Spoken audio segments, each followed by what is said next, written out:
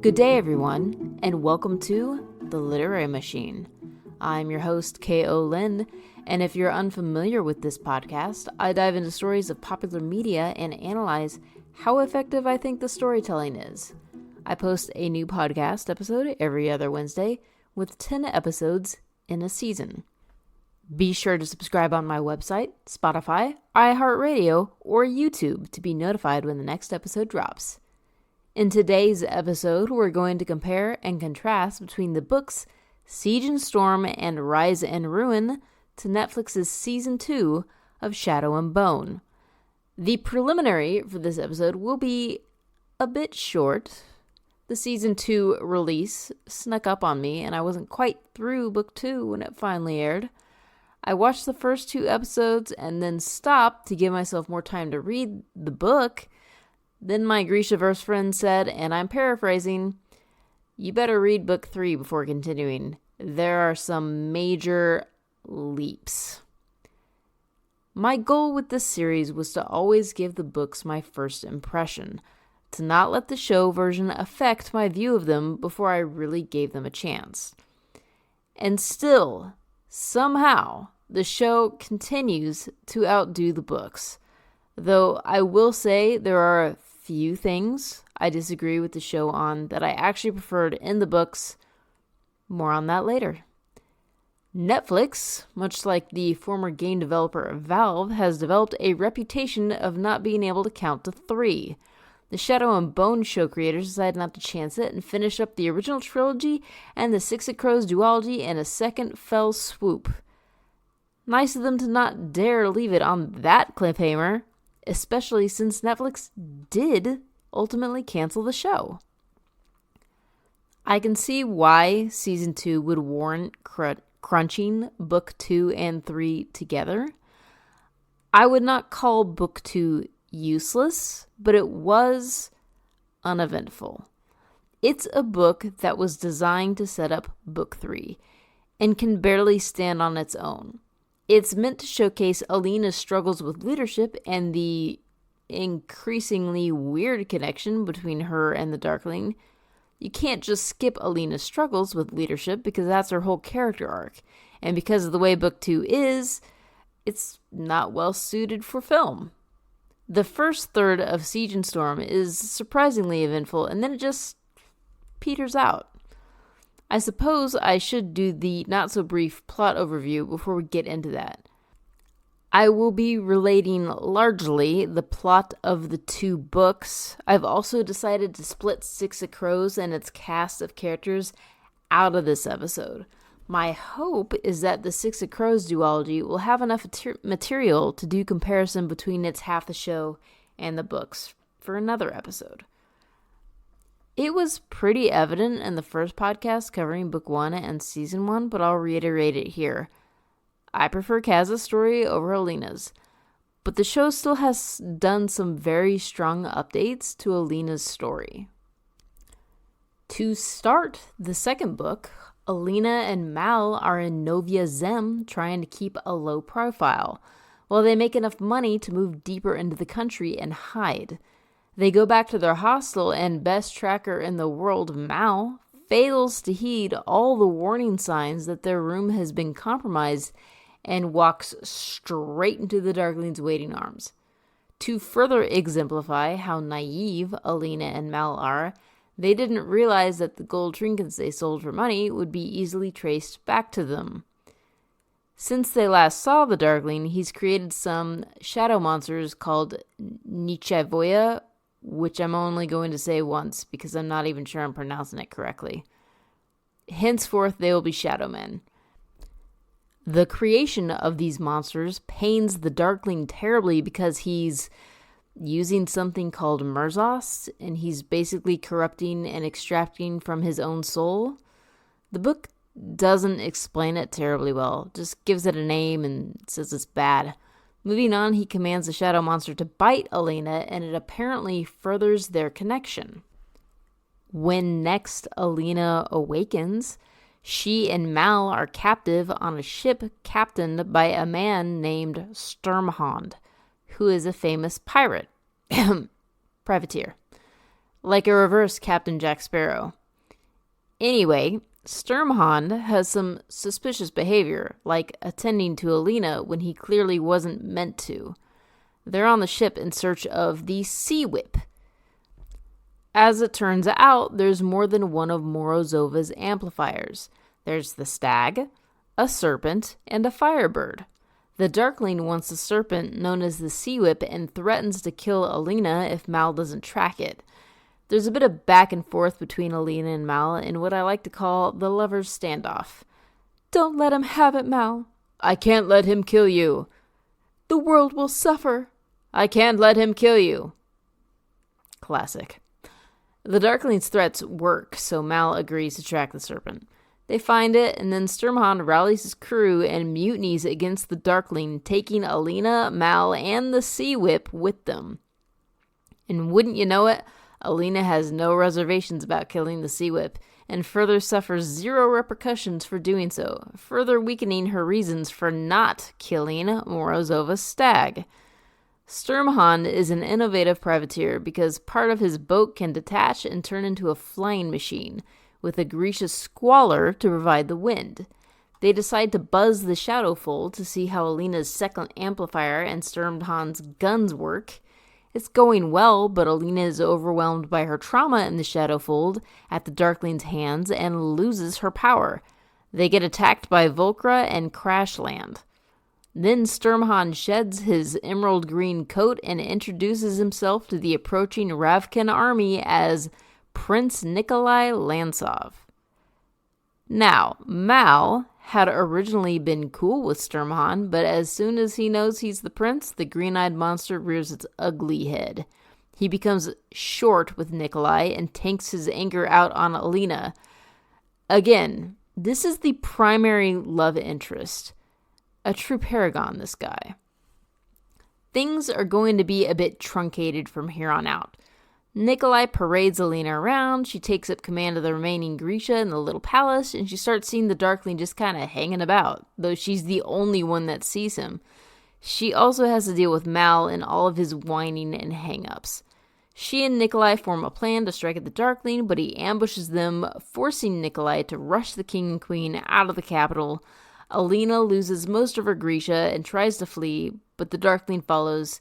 She uses his shadow men against him, corrupting herself a bit with the same stuff that mutated the Darkling, causes the building to collapse, and then escapes through some underground tunnels. The third book starts with the Apparat essentially keeping Alina prisoner while she acts as a figurehead. Her taking on Murzos disrupted her summoning powers, and she can't reach them underground with the sun gone. She and her Grisha eventually break free, she regains her summoning, and they head out through the miles and miles of tunnels. They wander, mostly trying to find Nikolai, then they get ambushed by people bounty hunting, and Nikolai swoops in to rescue. Alina is forced to kill her first person to save Mal, and is naturally upset by it. Nikolai wows them all by bringing them to his fortress carved out of a mountain, which sounds really cool, but the show doesn't do it justice if you ask me. Alina tries to use the connection between her and the Darkling to get an upper hand, but he constantly pulls the rug out from under her. He ambushes the mountain fortress. Bagheera sacrifices herself to stall her son. Alina and her ragtag band flee to look for the third amplifier, the Firebird. They search for the Firebird. They do find it, but then the shocking twist reveals that Mal is actually the third amplifier. As much as I don't like Mal, it's a pretty decent twist. The Darkling taunts Alina, so they rush to make plans to ambush the Darkling inside the Shadowfold. He anticipates at least some of this and does come prepared. Alina is intent on saving the Grisha children and seems to forget that all this would end if she just focused her attention on the Darkling. Things are going badly, so Mal makes Alina stab him so that she can take the amplifier.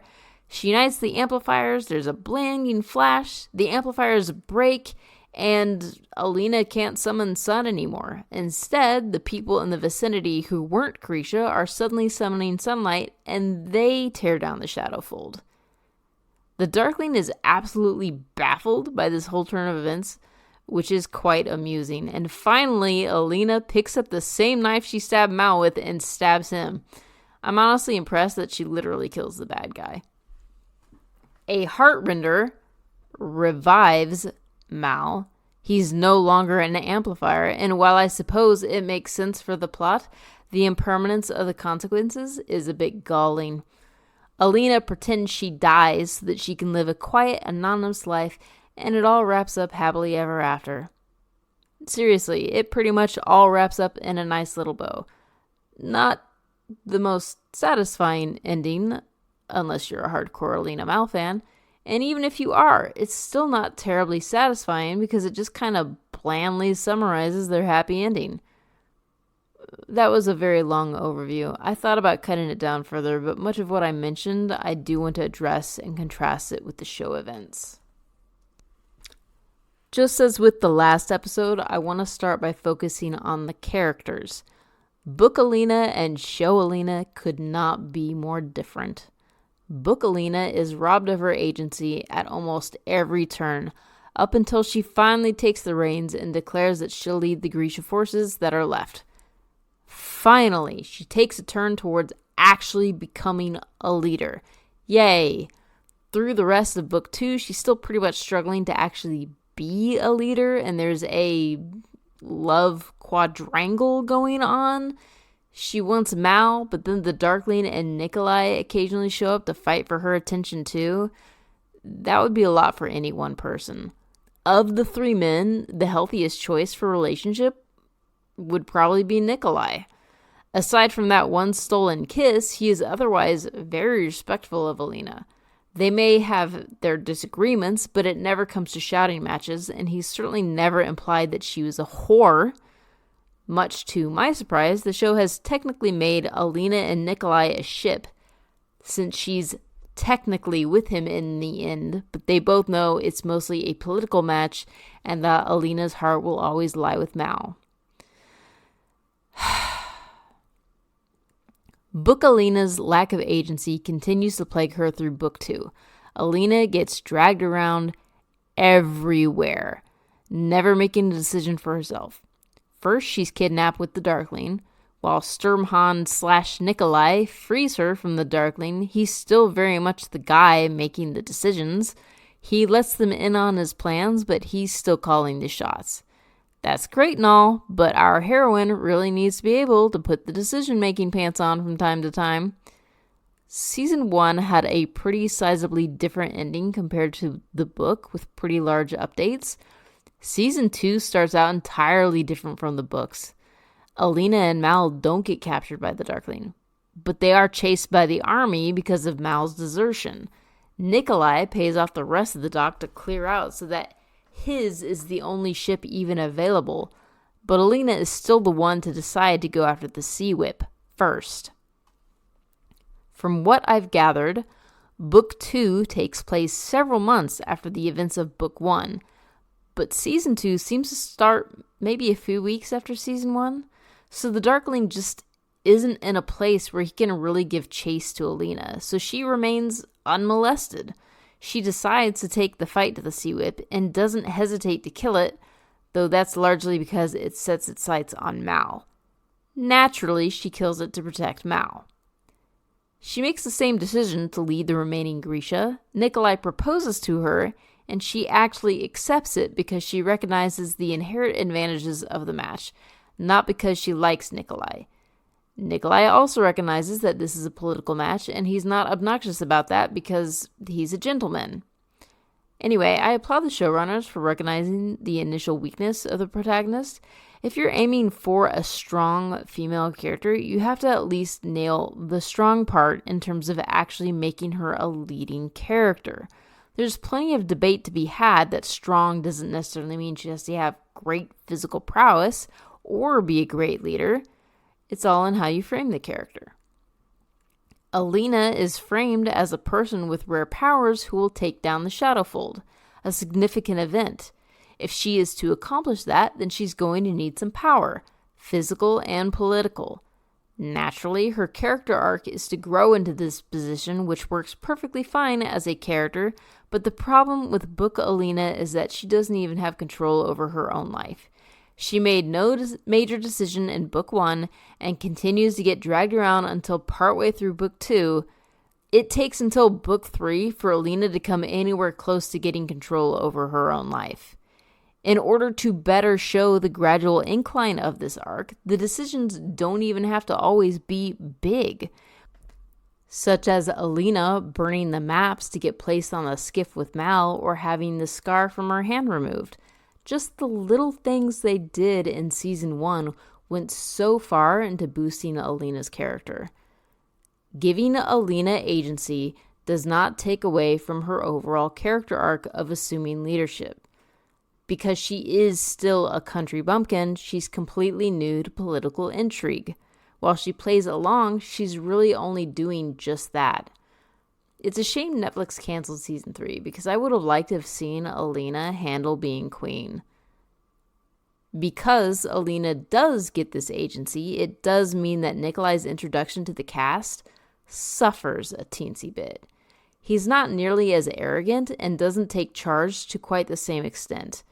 When it comes to mediums constrained by screen time or number of pages, there are going to be trade-offs. Nikolai is still a pretty minor character in the grand scheme of things, so better that his character suffers rather than Alina's. There weren't really any such trade-offs in season 1 because they dedicated the whole season to getting Shadow and Bone and part, if not all, of Six of Crows onto screen, which is a fair chunk of screen time.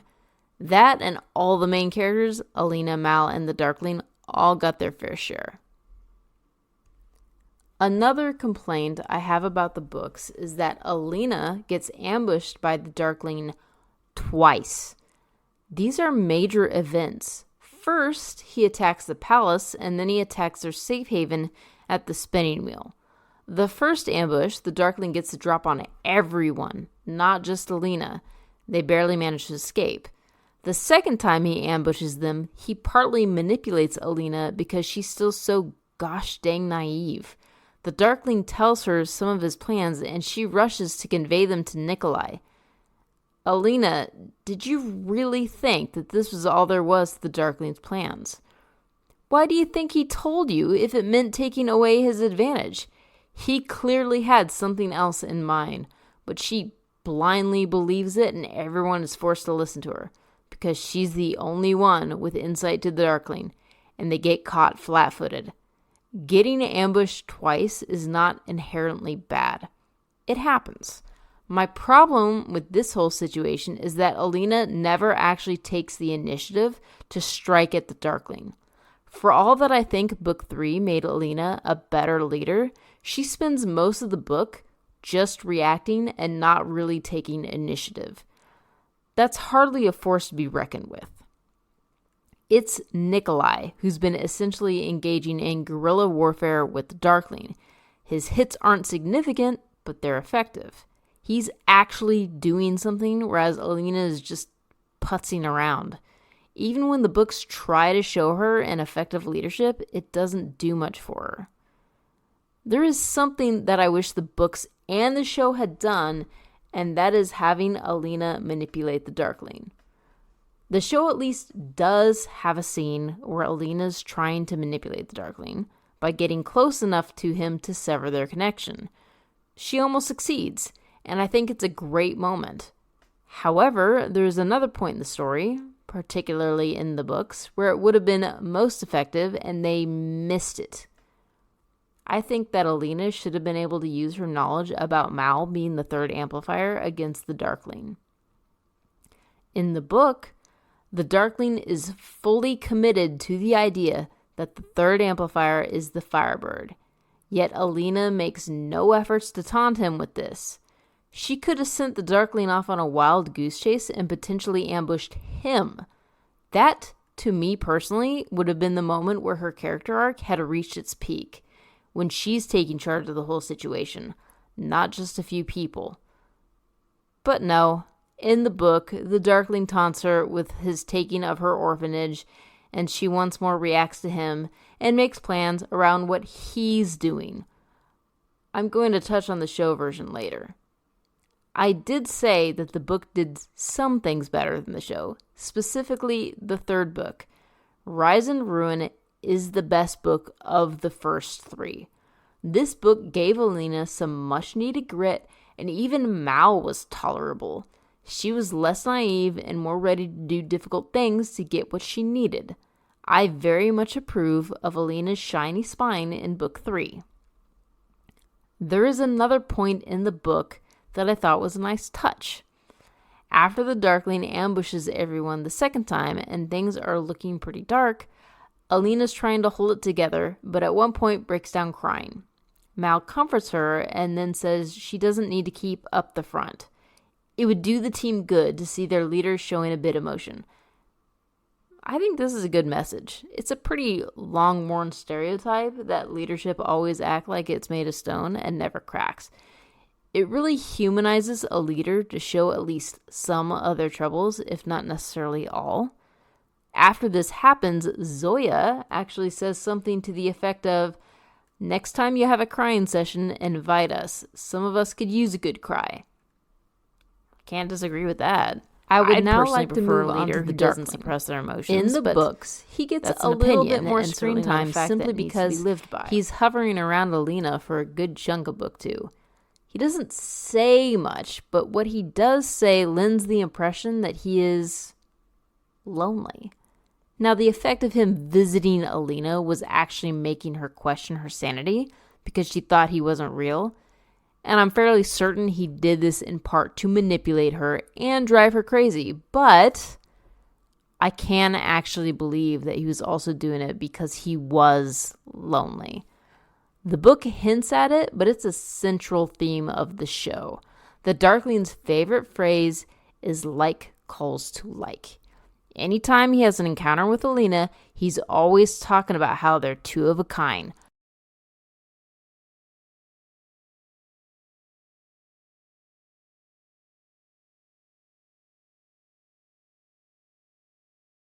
Meant for one another.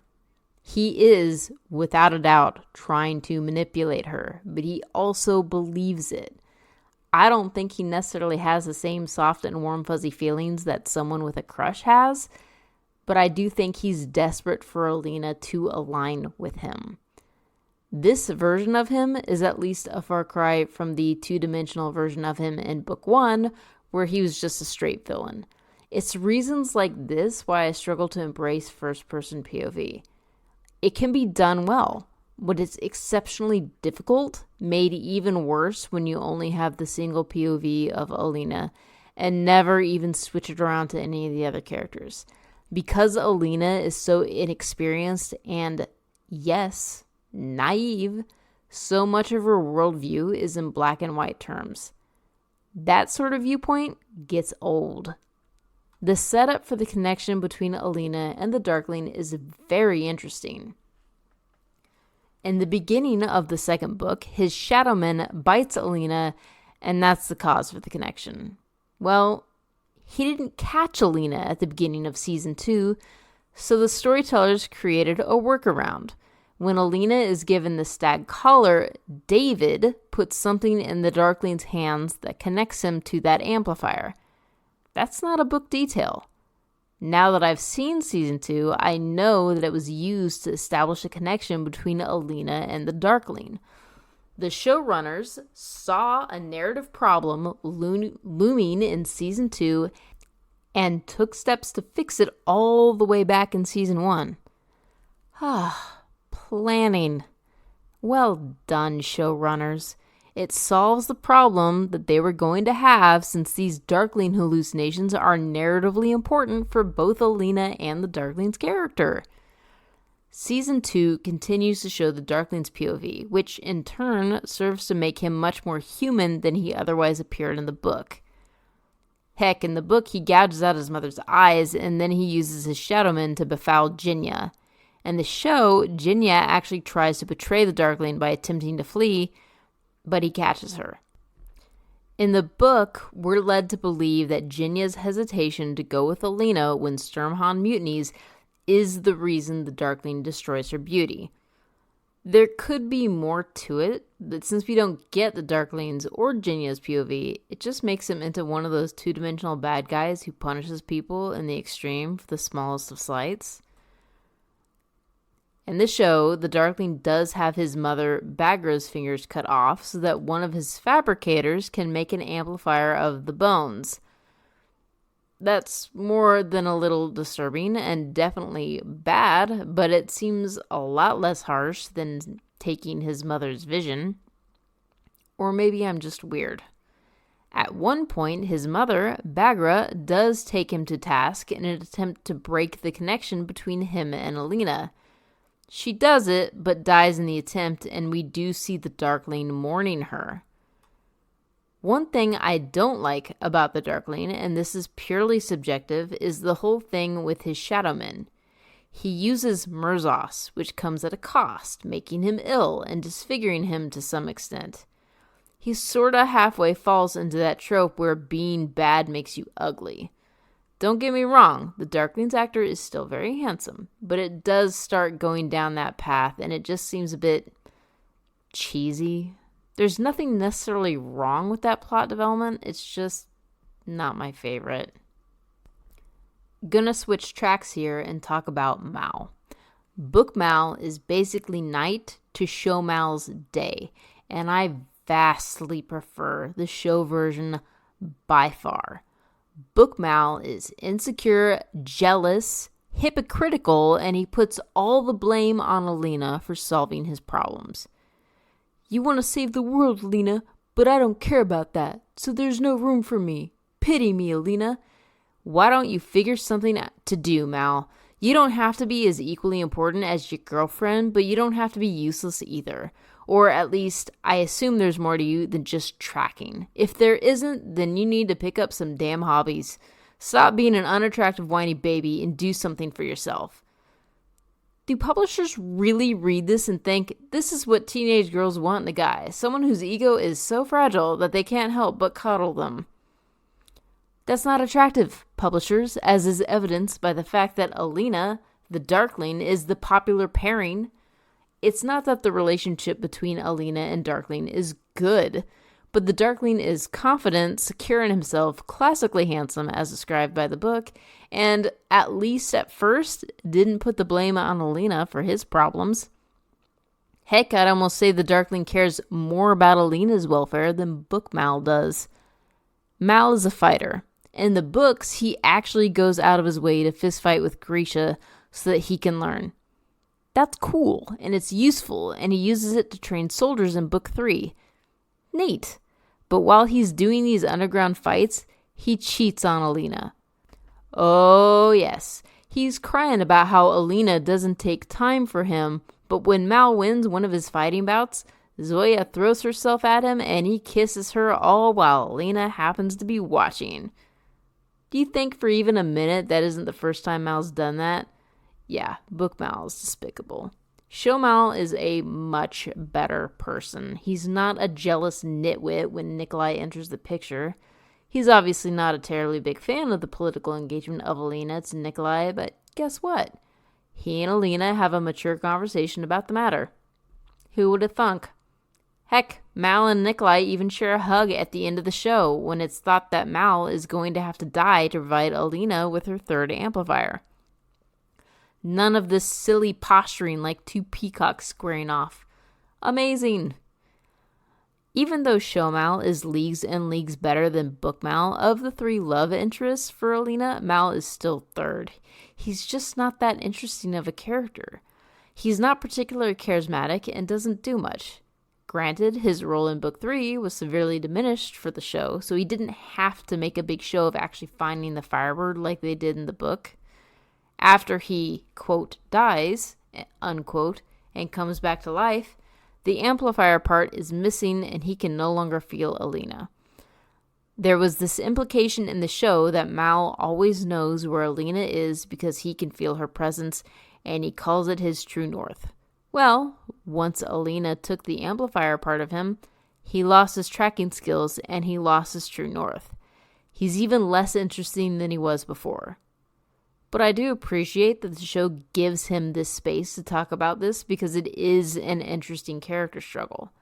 How many of us have been a little bit lost when he lost a major life goal? I certainly know that feeling and can sympathize with Mal. But then Nikolai makes him Sturmhond so that he can sail the seas and disrupt the slavers' trade routes. I'm sorry, but Sturmhond is too cool for Mal. Yes, I do kind of wish that Mal had just died, and there wasn't any kind of, he came back to life. Speaking of which, let's talk about that book's ending. Alina loses her sun summoning powers, and Mal is brought back to life. The book has this logic that Alina lost her powers due to the cost of Murzost. Yeah, sure. But the truth of the matter is that Alina lost her sun summoning powers because then she would otherwise outstrip Mal's life by a few hundred years, which would quickly turn their romance to a tragedy. Well, the ending can't just have our two main characters have to suffer without one another. So let's cut the girl back down to size so that she and Mal can live out their dream of caring for orphans. Apparently. Thank goodness the show doesn't have that crap and is like, nah, Alina keeps the summoning powers. Granted, if there had been any more seasons, I'm sure there would have been plenty of opportunities for Alina to lose her sun summoning powers. To round off the characters, I want to finish with Baghra. Book Baghra is just a terribly abusive person to basically everyone. Given the events at the end of Book 2, it's frankly a miracle that she actually lived into Book 3. I've already spoken about how I'm not a fan of the abusive mentor, and once again, the TV show has the wherewithal to dial back some of the more unpleasant parts of this character. She's still not a good person and an even worse parent, but Book 3 and the show develop her at least into a tormented soul. You can see why she has so much bitterness and rage, even if she constantly misapplies it to everyone. I enjoy her scenes in the show, where she exposits information and simultaneously mocks the Darkling and his efforts. Even after he has her finger cut off, it does nothing to diminish her spirit. Like most of the characters in the book, she's a bit of a single note, but I did enjoy learning about her backstory. I thought it was pretty interesting. You can also see how her experience of being forgotten by her father and feared by her mother made her into the terrible person and terrible parent that she was. It's a decent backstory overall. But my favorite thing about the backstory is that she still thinks her father, Morozova, went through and made the Firebird amplifier. She's so honest and earnest about it, and it seems completely reasonable given what she knows. And then we find out that it was her sister who was made into the amplifier after Baghra accidentally kills her. She was spared her fate and went on to have children who had grandchildren, so on and so forth, until we reached Mal. I really like that twist. I enjoyed the idea that neither she nor the Darkling had figured out that her father had used the same process to make the other amplifiers on her sister to save her life. You can imagine my disappointment when the show just straight up gives the Darkling the info that Mal is the amplifier. Finally, Alina had something that the Darkling didn't know. But because the Darkling had harvested his mother's finger, he received part of her as an amplifier and saw her last memories where she discussed Mal being the amplifier. Frankly, it's a bit of a cop-out. When an amplifier's life is taken and their bones infused into the person who took it, they can see the amplifier's last moments. Their last moments, not the whole 15 minutes before they died. I discussed this part with my Grishaverse friend, and she thinks they did it to up the ante among the Darkling, Mal, and Alina. I can't really see a fault in her reasoning. That probably is the reason, since the connections that these three have are pretty important. I just wanted Alina to be able to play the Darkling just once. The thing is, if Baghra knew that her sister was the amplifier all along, as the show went with, then why wouldn't she have told her son? She and her son are several hundred years old. The Darkling was at least 100 years old when he created the Shadowfold. So before his mother's opinion of him took a steep dive, I don't buy that she never would have mentioned it to him if he knew about the stag, the sea whip, and the firebird already. It's not that big of a change. It still doesn't dislodge the show of being much higher quality than the books, but that's one area where I actually prefer the book version over the show. Just the one. From now to the end of this episode, I'm going to go through a myriad of miscellaneous scenes and plot points that I found interesting but weren't really tied to one character. I'm curious what the budget for this show was. It doesn't look cheap. Overall, the production value is quite high and I think perfectly acceptable. However, I do wonder if Netflix cheaped out a bit, because Alina eventually losing her sun summoning powers was a plot point. I watched the final 2 episodes very closely for her powers. While she does have her impressive display where she takes down the Shadowfold, she barely uses her powers at all. When she and Mal are running around the fortress after the Darkling engulfed it in the Shadowfold, there's one point where she and Mal are just dumbly standing around while soldiers are getting picked off by Volcra. Alina only uses her powers when Mal gets attacked by the Volcra. Come on, Alina, you have better presence of mind than that. But I put this down to the show cheapening out on the special effects, which then makes Alina a tad useless in the final fight. Again, minor, but annoying. There is another point in the show that is seriously weak compared to the book. Mal's desertion. In the book, the king just grants Mal clemency in exchange for Alina's complicity with helping against the Darkling. This is a matter dealt with deftly, which is great because it's a really minor detail. However, in the show, Nikolai's older brother and heir to the throne, Valeri, overhears a conversation between Mal and Alina.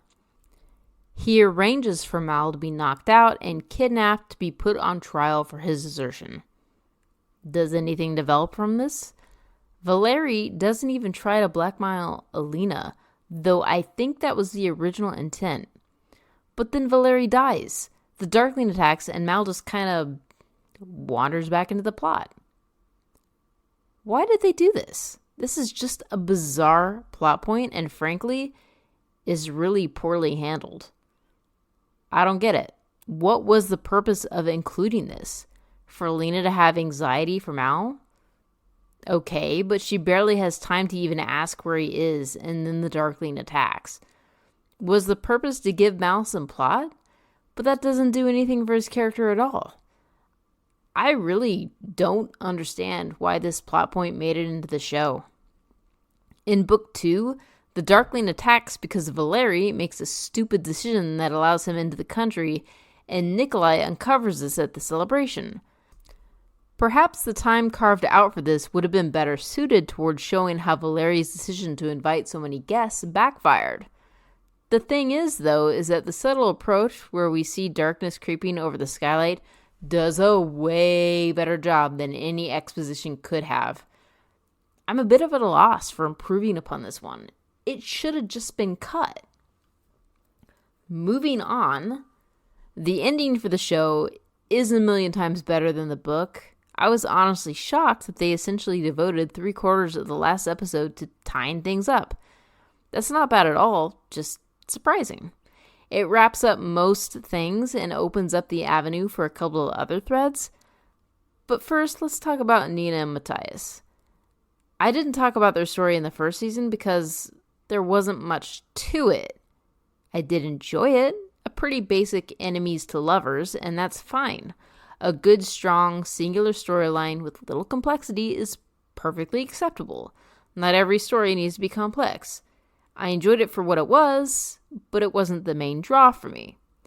Nina spends the entirety of Season 2 helping out the crows do their work in exchange for freeing her lover, Matthias, from an inescapable prison, unless you're connected. Because her efforts ultimately help the king of Ravka, he grants her and her lover a full pardon. Anyway, at the end of the Season 2, Nina shows up with her pardon, but gets roundly ignored. The paper is torn from her hand and essentially stopped on, and Matthias has to fight his way out of a deadly match organized by Pekka Rollins. Pekka was the villain to the Crows for the first half of Season 2, and now he's taken over the prison? Seriously, we have to put up with him as the villain again? I'm sorry, but given how simple Nina and Matthias' story was, it should have ended with Season 2. There's nothing more to their story, and now it's just being dragged out unnecessarily. Maybe I should have saved this for my Crows podcast episode, but this part irked me, and I find it a constant failing of writers, producers, and whoever else is responsible for creating stories know when a story has reached its end. Dragging it out does not endear those who are interested in the story. It just starts an agonizing slow death. American TV shows are especially guilty of running a concept into the ground because they can't resist those sweet, sweet ratings numbers.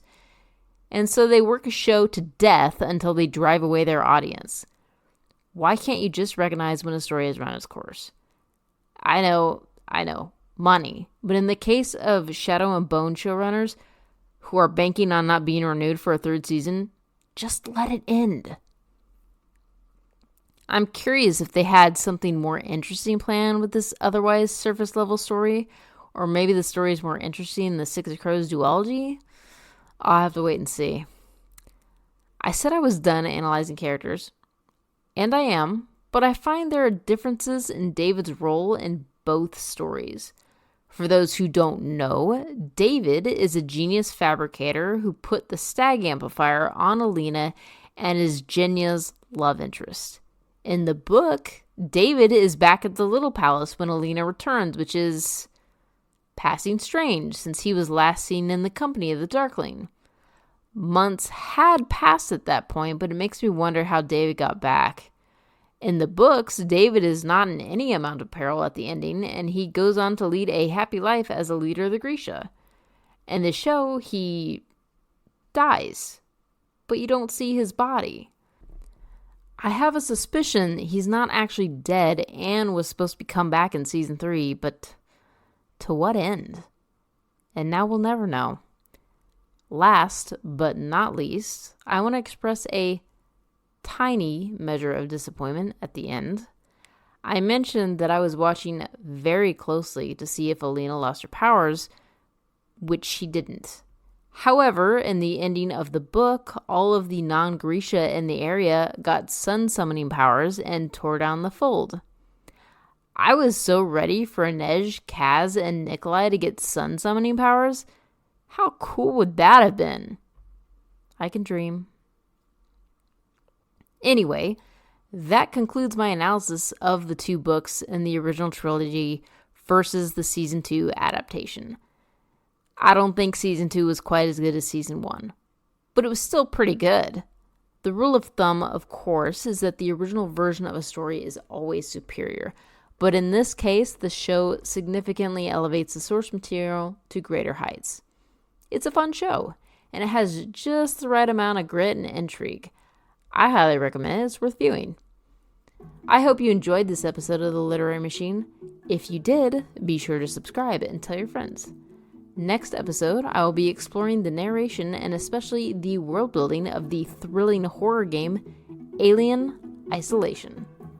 See you at the next one. This is K.O. Lin, signing out.